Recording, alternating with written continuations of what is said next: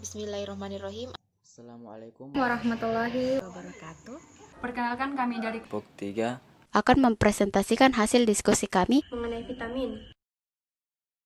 Yang pertama yaitu definisi vitamin larut pada air. Vitamin larut pada air adalah vitamin yang hanya dapat disimpan dalam jumlah sedikit dan biasanya akan hilang bersama aliran makanan. Sebagian besar vitamin larut ini merupakan komponen sistem enzim yang banyak terlibat dalam membantu metabolisme energi. Vitamin larut ini biasanya disimpan dalam tubuh dan dikeluarkan melalui urin dalam jumlah kecil. Oleh sebab itu, vitamin larut air perlu dikonsumsi setiap hari untuk mencegah kekurangan yang dapat mengganggu metabolisme tubuh. Yang kedua yaitu sifat-sifat vitamin larut pada air. Adapun beberapa sifat-sifatnya yaitu yang pertama yaitu tidak hanya tersusun atas unsur-unsur karbon, hidrogen maupun oksigen. Kedua, tidak memiliki provitamin. Yang ketiga, terdapat di semua jaringan. Yang keempat, sebagai prekursor enzim-enzim. Yang kelima itu diserap dengan proses difusi biasa. Yang keenam, tidak disimpan secara khusus dalam tubuh. Ketujuh, diekskresikan melalui urin. Yang terakhir yaitu relatif lebih stabil, namun pada temperatur berlebihan akan menimbulkan kelabilan. Adapun macam-macam vitamin larut dalam air. Yang pertama yaitu vitamin C. Vitamin C adalah kristal putih yang mudah larut dalam air. Dalam keadaan kering, vitamin C cukup stabil. Tetapi dalam keadaan larut, vitamin C mudah rusak karena bersentuhan dengan udara atau oksidasi, terutama bila terkena panas. Oksidasi dipercepat dengan kehadiran tembaga dan besi. Vitamin C stabil dalam larutan alkali, tetapi cukup stabil dalam larutan asam. Vitamin C adalah vitamin yang paling labil. Adapun fungsi vitamin C, yang pertama, sintesis kolagen. Vitamin C dibutuhkan untuk hidroksilisasi prolin dan lisin menjadi hidroksiprolin, bahan penting dalam pembentukan kolagen. Kolagen merupakan senyawa protein yang mempengaruhi integrasi struktur sel di semua jaringan ikat, seperti pada tulang awan, matriks tulang, dentin gigi, membran kapiler, kulit dan tendon atau urat otot. Dengan demikian, vitamin C berperan dalam penyembuhan luka, patah tulang, perdarahan di bawah kulit dan perdarahan di gusi. Fungsi yang kedua yaitu sintesis karnitin, noradrenalin, serotin dan lain-lain. Karnitin memegang peran dalam mengangkut asam lemak rantai panjang ke dalam mitokondria untuk dioksidasi. Karnitin menurun pada defisiensi vitamin C yang disertai dengan rasa lemah dan lelah. Fungsi yang ketiga adalah absorpsi dan metabolisme besi. Vitamin C mereduksi besi feri menjadi fero dalam usus halus sehingga mudah diabsorb. Vitamin C menghambat pembentukan homosiderin yang sukar dimobilisasi untuk membebaskan besi bila diperlukan. Absorpsi besi dalam bentuk nonen meningkatkan 4 kali lebih lipat bila ada vitamin C. Vitamin C berperan dalam memindahkan besi dari transferin di dalam plasma ke ferritin hati. Fungsi yang keempat yaitu absorpsi kalsium. Vitamin C juga membantu dalam absorpsi kalsium dengan menjaga agar kalsium berada dalam bentuk larutan. Selanjutnya, sumber bahan makanan. Vitamin C pada umumnya hanya terdapat di dalam pangan nabati, yaitu sayur-sayuran, buah-buahan, terutama asam, seperti jeruk, nanas, tomat, pepaya, gandria, dan rambutan. Adapun dampak jika kita kekurangan vitamin C, yaitu kekurangan vitamin C menyebabkan sariawan di mulut, kulit cenderung kasar, gusi tidak sehat sehingga gigi mudah goyah dan tanggal, mudah terjadi perdarahan di bawah kulit atau sekitar mata dan gusi, cepat lelah, otot lemah, luka sukar sembuh, mudah mengalami depresi, gampang terkena anemia dengan gejala-gejala kelelahan, sakit kepala, dan lekas marah. Kekurangan vitamin C berat menyebabkan penyakit kudisan. Adapun dampak jika kita kelebihan vitamin C. Keracunan vitamin C terjadi jika terlalu banyak konsumsi suplemen vitamin C berlebihan. Efek keracunan vitamin C tidak akan terjadi jika vitamin C yang dimakan berasal dari makanan buah-buahan dan sayur-sayuran. Efek dari kelebihan konsumsi suplemen vitamin C overdosis antara lain diare, mual, muntah, mulas, kram perut, sakit kepala, insomnia, dan penyakit batu ginjal. Vitamin yang kedua adalah B1 atau tiamin. Istilah tiamin menyatakan bahwa zat ini mengandung sulfur atau tio dan nitrogen atau amine. Tiamin merupakan kristal putih kekuningan yang larut dalam air. Dalam keadaan kering, vitamin B1 cukup stabil. Di dalam keadaan larut, vitamin B1 hanya tahan panas bila berada dalam keadaan asam. Dalam suasana alkali, vitamin B1 mudah rusak oleh panas atau oksidasi. Kehilangan tiamin oleh pemasakan bergantung pada lamanya dimasak, pH, suhu, jumlah air yang digunakan dan dibuang. Tiamin tahan suhu beku. Adapun fungsi vitamin B1 atau tiamin yaitu sebagai koenzim berbagai reaksi metabolisme energi. Tiamin dibutuhkan untuk dekarboksilasi oksidatif pirufat menjadi asetil CoA dan memungkinkan masuknya substrat yang dapat dioksidasi ke dalam siklus Krebs untuk membentuk energi. Asetil CoA yang dihasilkan enzim ini di samping itu merupakan prekursor penting lipida asetilkolin, yang berarti adanya peran TPP dalam fungsi normal atau sistem saraf. Adapun sumber bahan makanan dari vitamin B1 adalah kacang-kacangan, termasuk sayur kacang-kacangan, semua daging organ, daging tanpa lemak, dan kuning telur.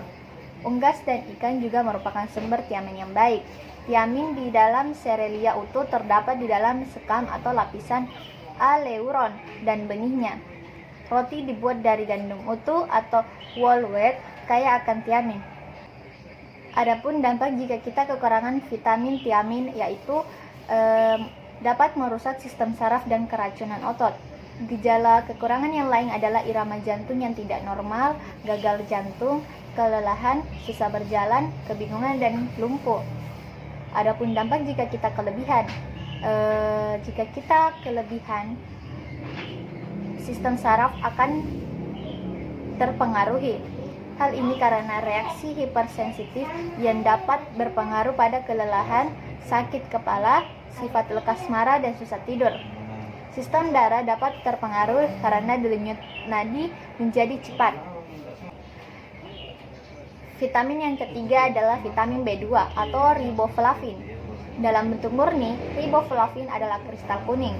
Riboflavin larut air, tahan panas, oksidasi, dan asam, tetapi tidak akan tahan alkali dan cahaya, terutama sinar ultraviolet. Dalam proses pemasakan tidak banyak yang rusak. Adapun fungsi dari vitamin B2, yaitu riboflavin berfungsi sebagai koenzim. Riboflavin membantu enzim untuk menghasilkan energi dari nutrisi penting untuk tubuh manusia. Riboflavin berperan pada tahap akhir dari metabolisme energi nutrisi tersebut. Adapun sumber bahan makanannya yaitu riboflavin terdapat luas di dalam makanan hewani dan nabati, antara lain susu, keju, ayam, hati, daging, brokoli, bayam, jamur, dan sayuran berwarna hijau. Penggunaan serelia tumbuk atau hasil-hasil serelia yang diperkaya meningkatkan konsumsi riboflavin. Adapun dampak jika kita kekurangan riboflavin. Kekurangan riboflavin dapat menyebabkan gejala seperti iritasi kulit, merah dan keretakan kulit dekat dengan sudut mata dan bibir, seperti halnya sensitivitas yang berlebihan terhadap sinar fotofobia. Hal ini dapat juga menyebabkan keretakan pada sudut mulut atau cheilosis. Tanda-tanda awal kekurangan riboflavin antara lain mata panas dan gatal, tidak tahan cahaya, kehilangan ketajaman mata, bibir, mulut, serta lidah sakit dan panas, pembesaran kapiler darah di sekeliling mata. Di samping itu dapat pula mengakibatkan bayi lahir sumbing dan gangguan pertumbuhannya. Adapun kelebihan vitamin B2 belum diketahui tanda-tanda jika kita kelebihan riboflavin. Vitamin yang keempat adalah niacin atau asam nikotinat atau vitamin B3. Niacin adalah istilah generik untuk asam nikotinat dan turunan alamiah nikotinamida atau niacin amida. Niacin merupakan kristal putih yang lebih stabil dari tiamin atau riboflavin. Niacin tahan terhadap suhu tinggi, cahaya, asam, alkali, dan oksidasi. Niacin tidak rusak oleh pengolahan dan pemanasan normal, kecuali kehilangan melalui air memasak yang dibuang. Niacin mudah diubah menjadi bentuk aktif nikotinida. Adapun fungsi niacin, niacin itu berfungsi di dalam tubuh sebagai bahan koenzim NAD dan NADP atau NADH dan NADPH adalah bentuk reduksinya. Koenzim-koenzim ini diperlukan dalam reaksi oksidasi reduksi pada glikosis, metabolisme protein, asam lemak, pernapasan sel, dan detoksifikasi, di mana perannya adalah melepas dan menerima atom hidrogen. NAD juga berfungsi dalam sintesis glikogen. Niacin membantu kesehatan kulit, sistem saraf, dan sistem pencernaan. Adapun sumber bahan makanan dari niacin adalah hati, ginjal, ikan, daging, ayam, dan kacang tanah. Susu dan telur mengandung sedikit niacin, tetapi kaya triptofan. Sayur dan buah tidak merupakan sumber niacin. Sebagian besar protein hewani kaya akan triptofan. Untuk membuat suatu penafsiran kasar, protein rata-rata makanan dapat dianggap mengandung 1% triptofan. Adapun dampak kekurangan niacin.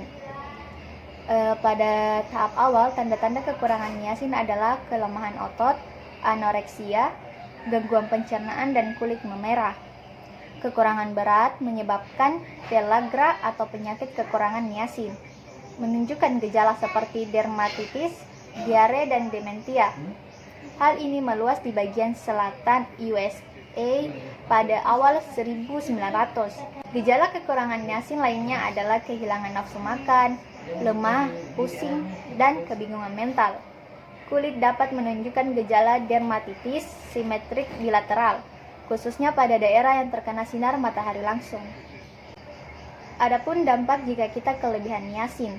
Niacin dalam jumlah yang besar dapat menjadi racun pada sistem saraf, lemak darah, dan gula darah. Gejala-gejalanya seperti muntah, lidah membengkak, dan pingsan dapat terjadi.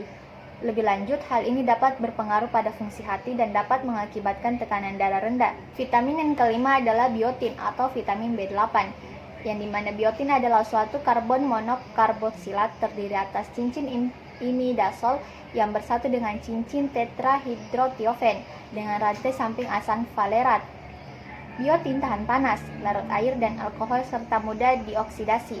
Adapun fungsi dari biotin yaitu berfungsi sebagai koenzim pada reaksi-reaksi yang menyangkut penambahan atau pengeluaran karbon dioksida kepada atau dari senyawa aktif. Sintesis dan oksidasi asam lemak memerlukan biotin sebagai koenzim. Demikian pula dengan deaminasi, yaitu pengeluaran NH2 dari asam-asam amino tertentu, terutama asam aspartat, treonin, dan serin, serta sintesis purin yang diperlukan dalam pembentukan DNA dan RNA membutuhkan biotin. Secara metabolik, biotin erat kaitannya dengan asam folat, asam pentanotat, dan vitamin B12. Sumber bahan makanan biotin terdapat dalam banyak jenis makanan dan di dalam tubuh dapat disintesis oleh bakteri saluran cerna. Sumber yang baik adalah hati, kuning telur, serelia, khamir, kacang kedelai, kacang tanah, sayur, dan buah-buahan tertentu seperti jamur, pisang, jeruk, semangka, dan stroberi. Daging dan buah-buahan merupakan sumber yang kurang baik. Ketersediaan biologi biotin sebagian ditentukan oleh pengikat dalam makanan. Dalam putih telur mentah, biotin diikat kuat oleh avidin, tetapi bila dimasak akan dilepas. Devidin mengalami denaturasi dan tidak berbahaya. Adapun dampak jika kita kekurangan biotin. Kekurangan biotin jarang terjadi pada manusia. Gejala kekurangan pada manusia atau hewan dapat terjadi jika memakan putih telur mentah berasal lebih dari 24 butir telur sehari. Gejala kekurangan biotin dapat muncul pada pasien rumah sakit yang menggunakan infus. Hal ini dapat menyebabkan gejala seperti kehilangan nafsu makan, mual, depresi, kelemahan, dan kelelahan. Dosis tambahan biotin diberikan pada pasien untuk mencegah defisiensi. Dampak kelebihan biotin sampai saat ini akibat kelebihan biotin belum diketahui. Yang keenam yaitu asam pantotenat, yaitu vitamin B5. Vitamin B5 itu pengertiannya yaitu kristal putih, larut air, rasa pahit dan mudah terurai. Fungsinya itu yaitu sebagai koenzim A. Dampaknya itu rasa tidak enak pada pencernaan. Selanjutnya vitamin B6. Vitamin B6 adalah bentuk sintetik yang digunakan sebagai obat. Fungsinya dalam metabolisme asam amino dan asam lemak. Sumber bahannya yaitu hati, ginjal, dan pisang. Dampaknya itu kerusakan gejala motorik. Selanjutnya itu folat atau vitamin B9.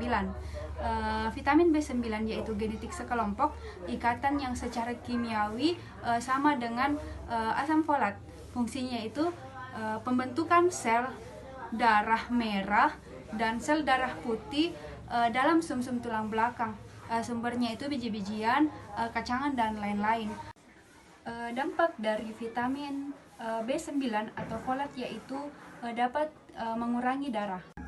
Selanjutnya ada vitamin B12. Vitamin B12 adalah kristal merah yang larut dalam air. Fungsinya itu pada pembelahan sel yang sangat cepat atau secara langsung. Sumber makanannya itu susu, keju, dan telur. Dampaknya itu kekurangan darah atau anemia. Pencernaan vitamin larut air. Vitamin larut lemak atau minyak jika penggunaannya secara berlebihan tidak akan dikeluarkan oleh tubuh, tetapi akan disimpan di dalam tubuh. Sebaliknya, vitamin larut air seperti vitamin B kompleks dan C tidak akan disimpan di dalam tubuh, tetapi akan dikeluarkan di dalam tubuh. Sehingga penggunaannya dibutuhkan setiap hari oleh tubuh. Produk vitamin larut air bisa didapatkan di produk buah-buahan, sayur-sayuran, dan produk hewani. Proses pencernaan yang terjadi dalam lambung dan usus halus berfungsi untuk memisahkan antara vitamin dengan makanan agar mudah diserap oleh usus halus. Vitamin yang telah diserap oleh usus halus kemudian diproses dengan mekanisme yang berbeda-beda. Vitamin larut ini langsung diserap melalui saluran darah dan ditransportasikan ke hati. Metabolisme vitamin larut air. Vitamin larut air seperti vitamin B kompleks dan vitamin C tidak disimpan dalam tubuh, tetapi dikeluarkan melalui sistem pembuangan tubuh. Akibatnya vitamin larut cair ini dibutuhkan oleh tubuh setiap hari. Proses metabolisme vitamin larut air yaitu yang pertama yaitu pencernaan makanan baik di dalam lambung maupun di usus halus akan membantu melepaskan vitamin dari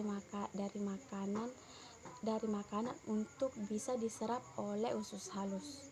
Kemudian vitamin yang larut cair diserap melalui saluran darah dan ditransportasikan lagi ke hati. Saya akan menjelaskan materi tentang definisi vitamin larut dalam lemak. Setiap vitamin larut lemak A, D, E, dan K mempunyai peranan tertentu di dalam tubuh. Sebagian besar vitamin larut lemak diabsorpsi bersama lipida lain. Absorpsi membutuhkan cairan empedu dan pankreas. Vitamin larut lemak diangkut ke hati melalui sistem limfe sebagai bagian dalam lipoprotein, disimpan di berbagai jaringan tubuh dan biasanya dikeluarkan melalui urin. Macam-macam vitamin larut dalam lemak. Yang pertama yaitu vitamin A. Vitamin A pertama kali ditemukan pada tahun 1913 oleh McCallum dan Davis. Vitamin A ini merupakan vitamin antioksidan yang sangat penting bagi penglihatan dan pertumbuhan tulang. Adapun susunan kimia dari vitamin A yaitu Yaitu vitamin A adalah kristal alkohol yang dalam bentuk aslinya berwarna putih dan larut dalam lemak atau pelarut lemak. Selanjutnya, jenis-jenis vitamin A. Jenis-jenis vitamin A menurut sifatnya dibedakan menjadi 4, yaitu retinol vitamin A, retinil ester vitamin A, retinaldehid vitamin A, dan retinoic acid. Selanjutnya, sumber makanan. Adapun sumber makanan dari vitamin A yaitu sayur-sayuran dan buah-buahan, di mana sayur-sayuran dan buah-buahan ini merupakan pembawa atau penghasil vitamin A terbanyak. Contohnya seperti wortel, ubi, labu kuning, bayam, dan melon. Selanjutnya, fungsi vitamin A bagi tubuh. Fungsi vitamin A bagi tubuh yaitu yang pertama, membantu proses penglihatan serta dapat menghasilkan rodopsin. Selanjutnya, membantu metabolisme protein, membantu pembentukan kembali sel-sel tubuh, dan juga vitamin A ini merupakan kebutuhan kita dalam sehari-hari. Selanjutnya yaitu dampak apabila kita kekurangan ataupun kelebihan vitamin A. Yang pertama itu dampak apabila kita kekurangan vitamin A. Dampak bagi mata, di mana mata kita dapat menjadi buta senja, selaput konjungtivita mengering, serta bitot spot pada konjungtivita dan mata mengering. Selanjutnya, dampak terhadap kulit apabila kita kekurangan vitamin A, yaitu kulit kita dapat mengering dan kulit kita akan menjadi kasar. Selanjutnya, dampak kekurangan vitamin A terhadap darah, di mana kadar vitamin A dalam darah itu dapat berkurang. Selanjutnya yaitu apabila kita kelebihan vitamin A. Apabila kita kelebihan vitamin A, di mana pertumbuhan kita dapat terganggu, tanda-tandanya seperti cepat lelah, rambut rontok, kulit kasar, mual dan muntah, serta menyebabkan kepala menjadi pusing. Yang kedua yaitu vitamin D. Vitamin D ini pertama kali ditemukan pada tahun 1924 oleh Steinbuch dan Hess, yang dimana mereka menyatakan bahwa makanan yang terkena sinar ultraviolet mempunyai daya anti rakitis. Dan selanjutnya pada tahun 1930 akhirnya ditemukanlah vitamin D dalam bentuk kristal.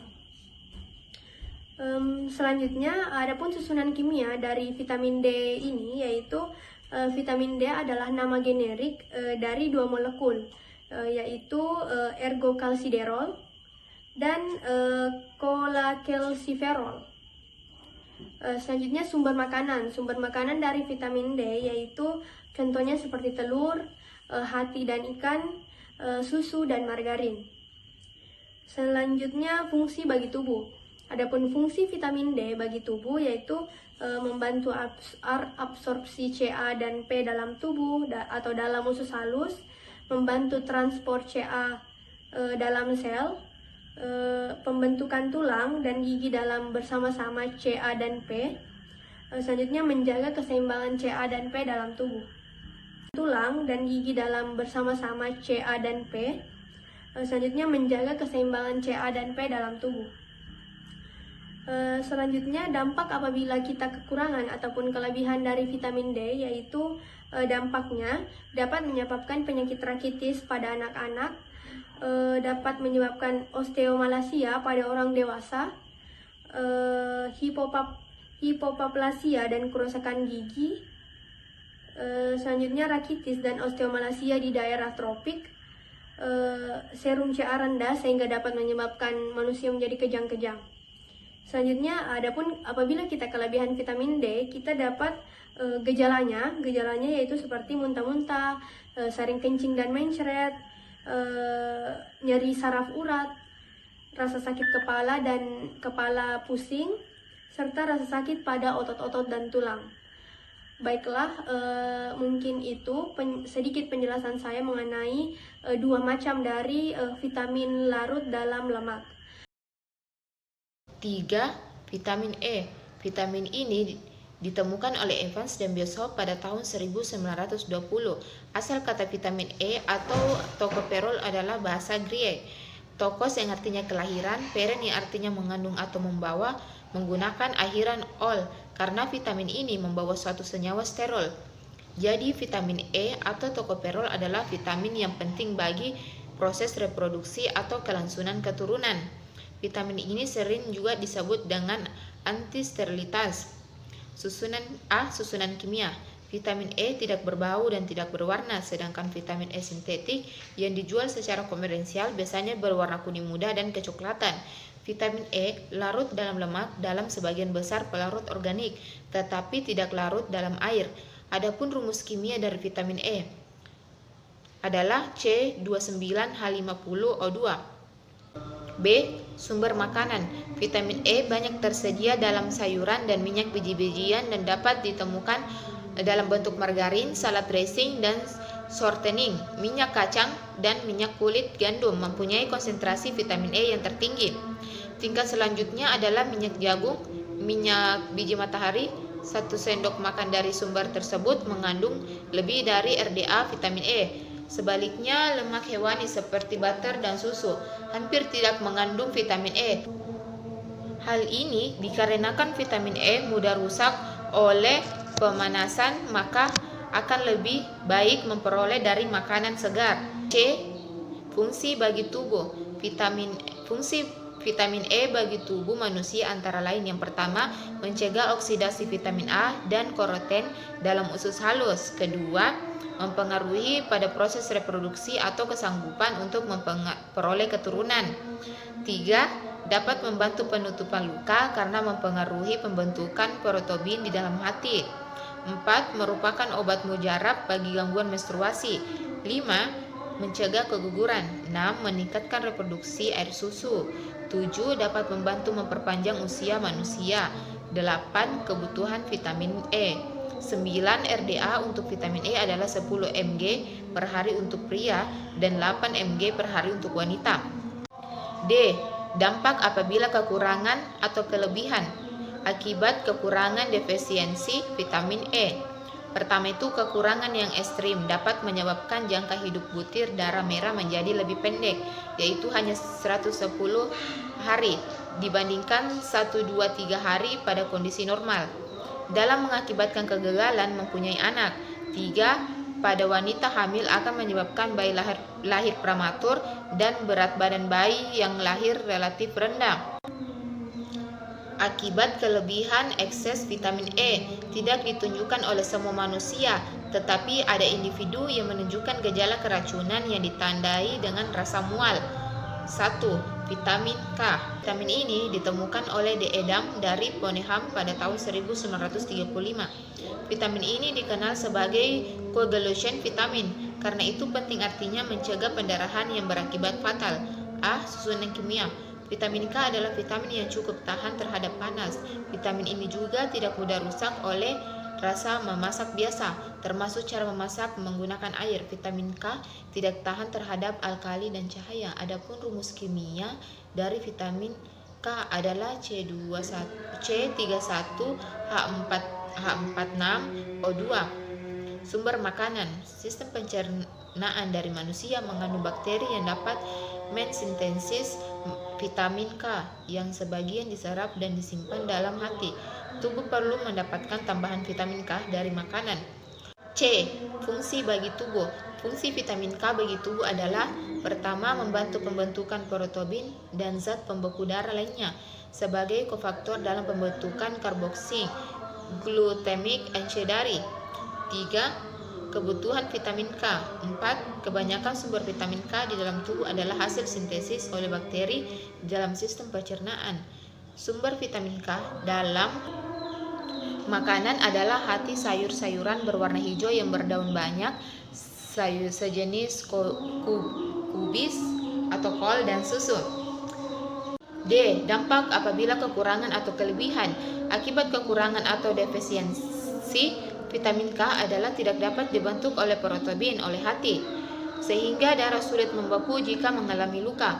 Tetapi kekurangan ini tidak lazim terjadi, karena vitamin K terdapat secara luas dalam makanan pada orang dewasa. Kekurangan ini dapat disebabkan oleh yang pertama itu gangguan penyerapan karena adanya penyumbatan pada saluran empedu. Kedua, gangguan sintesa dalam usus disebabkan oleh diare. Ketiga, sedangkan pada bayi dapat disebabkan oleh persediaan vitamin K pada waktu dilahirkan relatif rendah. Kelima, kekurangan bakteri flora dan usus. Keenam, rendahnya kadar vitamin K dalam kolesterol atau susu awal. Ketujuh, kelebihan ekses vitamin K diberikan dalam bentuk berlebihan berupa vitamin K sintetik manadion. Gejala vitamin K adalah hemolisis sel darah merah, sakit jantung atau jaundice, dan kerusakan pada otak. Nah, selanjutnya kita masuk di pencernaan dan penyerapan vitamin A. Ketika kita mengkonsumsi vitamin A, baik dalam bentuk retinal ester atau karotinoid, vitamin A kedua bentuk ini akan berkaitan dengan protein kemudian masuk ke lambung dipisahkan oleh HCl. Jadi, zat gizi di dalam lambung akan dipisahkan seperti protein akan memisahkan diri seperti protein, karbohidrat. Dari makanan bebas protein, hidrolisis dilanjutkan oleh enzim pankreatis dalam usus halus. Nah, pelepasan katrionit dan kreatinis ke dalam usus halus itu dalam membentuk misel. Nah, jadi prinsip vitamin A itu bahwa retinil ester dan karotinoid ini akan berkaitan dengan garam empedu, kemudian akan membentuk misel. Nah, misel inilah yang masuk ke dalam enterosit secara difusi melalui lapisan glikoprotein yang mengelilingi bagian duodenum dan jejunum. Sekitar 70-90% retinol diserap dari makanan. Selanjutnya sekitar 30% dari beta karotin dapat meninggalkan intestinal mukosa usus halus tanpa oksidasi. Dan terakhir, ketika vitamin A berlebih kira-kira di atas 200 mg atau desiliter, maka akan menimbulkan dampak seperti keracunan, bisa menyebabkan kelebihan mengkonsumsi hati hewan. Kedua, untuk orang dewasa bisa menyebabkan anoreksia, kulit kering, gatal, nyeri pada tulang otot. Terakhir itu untuk wanita hamil bisa menyebabkan bayi lahir cacat. Baiklah, selanjutnya ada perbedaan di dalam vitamin larut air dan vitamin larut lemak. Perbedaan yang paling mendalam itu adalah bagaimana tubuh mengurai dan menyimpannya. Salah satu karakteristik vitamin larut air tidak disimpan pada tubuh, sedangkan larut dalam lemak disimpan dalam jaringan lemak atau hati. Baiklah, selanjutnya yaitu kesimpulan. Vitamin adalah sekelompok senyawa organik berbobot molekul kecil yang memiliki fungsi vital dalam metabolisme organisme. Dipandang dari sisi enzimologi atau ilmu yang mempelajari tentang enzim, vitamin adalah kofaktor dalam reaksi kimia yang dikatalisasi oleh enzim. Istilah vitamin sendiri sebenarnya sudah tidak tepat untuk dipakai dalam pengertian biokimia, karena tidak memiliki kesamaan struktur, tetapi akhirnya dipertahankan dalam konteks ilmu kesehatan dan gizi. Nama ini berasal dari gabungan bahasa Latin, yaitu vita yang artinya hidup dan amina atau amine yang mengacu pada suatu gugus organik yang memiliki atom nitrogen, karena pada awalnya vitamin dianggap demikian. Selanjutnya, yaitu vitamin yang larut lemak atau lemak, jika berlebihan tidak dikeluarkan oleh tubuh melainkan akan disimpan. Sebaliknya, vitamin yang larut dalam air, yaitu vitamin B kompleks dan C, tidak disimpan melainkan akan dikeluarkan oleh sistem pembuangan tubuh. Akibatnya selalu dibutuhkan asupan vitamin tersebut setiap hari. Vitamin alami yang bisa didapatkan dari sayur, buah, dan produk hewani lainnya. Nah, itulah tadi materi Vitamin yang dapat kami sampaikan. Kurang lebihnya mohon dimaafkan. Billahi taufiq wal hidayah. Wassalamualaikum warahmatullahi wabarakatuh.